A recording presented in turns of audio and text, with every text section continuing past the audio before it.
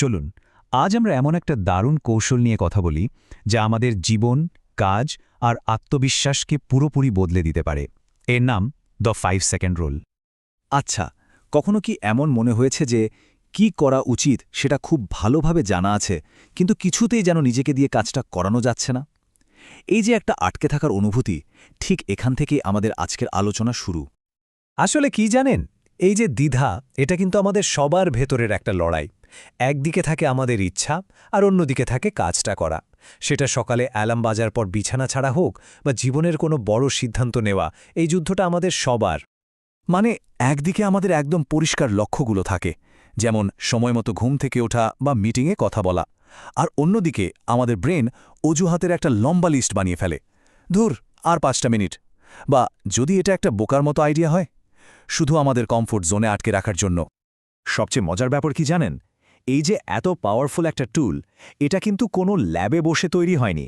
এর লেখক mail Robbins তার জীবনের সবচেয়ে খারাপ সময়ে, বলতে গেলে প্রায় দুর্ঘটনা সত্ত্বেই এটা আবিষ্কার করেন। সালটা ছিল 2009-এর আশেপাশে। মেল রবিন্সের বয়স তখন 41, আর তার জীবনটা যেন সব দিক থেকে ভেঙে পড়ছিল।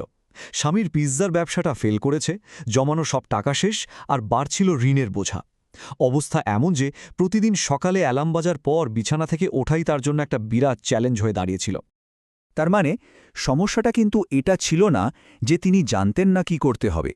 আসল সমস্যাটা ছিল তিনি নিজেকে দিয়ে কাজটা করাতেই পারছিলেন না। তার নিজের ভাষাতেই তিনি একদম আটকে গিয়েছিলেন। তো এমনই এক হতাশ রাতে তিনি টিভি দেখছিলেন, চ্যানেল পাল্টাচ্ছিলেন। হঠাৎ করে একটা রকেট লঞ্চের দৃশ্য তার চোখে আটকে গেল। বিশেষ করে তার কানে বাজতে শুরু করল সেই ফাইনাল কাউন্টডাউন, 5, 4, 3, 2, 1। আর ব্যাস, ওই মুহূর্তেই তার মাথায় একটা সাধারণ কিন্তু বলতে গেলে প্রায় পাগলাটে একটা আইডিয়া এলো।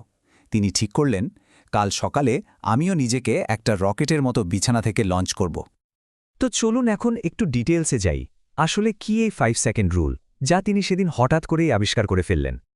রুলটা কিন্তু একদমই সহজ। যখনই কোনো একটা লক্ষ্য পূরণের জন্য আপনার মনে কোনো ইচ্ছা বা ইনস্টিংক্ট জাগবে, ঠিক সেই মুহূর্তে আপনাকে 5, 4, 3, 2, 1 উল্টো করে গুনতে হবে। আর 1 বলার সাথে সাথেই ফিজিক্যালি নড়াচড়া করতে হবে বা কাজে নেমে পড়তে হবে, কারণ তা না করলে আপনার ব্রেন আপনাকে থামিয়ে দেবে।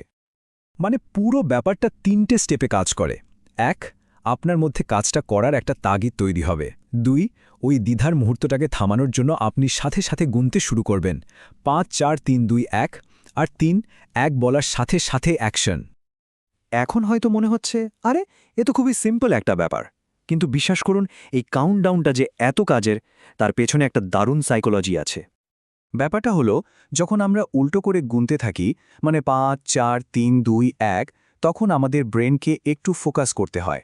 আর এই ছোট্ট কাজটাই আমাদের দুশ্চিন্তা বা অজুহাত থেকে মনোযোগটা সরিয়ে দেয়, আর ব্রেনের সেই অংশটাকে অ্যাক্টিভেট করে যেটা আমাদের সিদ্ধান্ত নিতে সাহায্য করে। আচ্ছা, থিওরি তো অনেক হলো, চলুন এখন কিছু রিয়েল লাইফ স্টোরিজ শুনি, যে কিভাবে এই ছোট্ট নিয়মটা ব্যবহার করে সারা পৃথিবীর মানুষ তাদের জীবনটাই পাল্টে ফেলেছে। যেমন ধরুন লারার কথা। এই একটা নিয়ম কাজে লাগিয়ে সে তার আলসেমের অভ্যাসটাকে একেবারে দূর করে দিয়েছে। আর তার ফল, তার মাসিক আয় বেড়েছে, সে তার ডিগ্রি কমপ্লিট করেছে, এমনকি একটা ম্যারাথনের জন্য ট্রেনিংও নিয়েছে।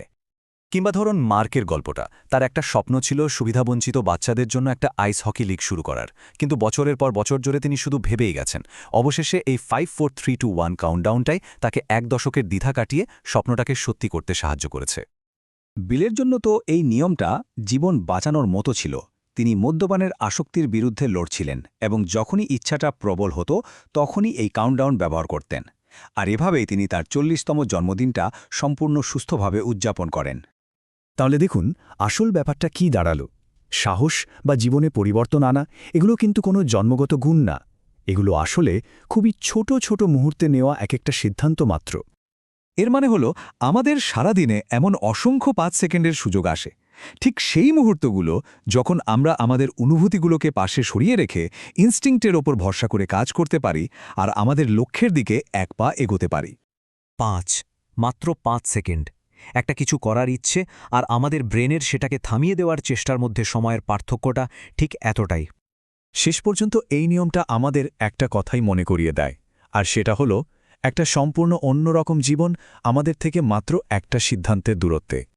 তাহলে এখন প্রশ্নটা হলো, পরের বার যখন কোনো কঠিন বা সাহসী কিছু করার ইচ্ছাটা মনের ভেতর জেগে উঠবে, তখন আপনার সেই 5টা সেকেন্ড কেমন দেখতে হবে?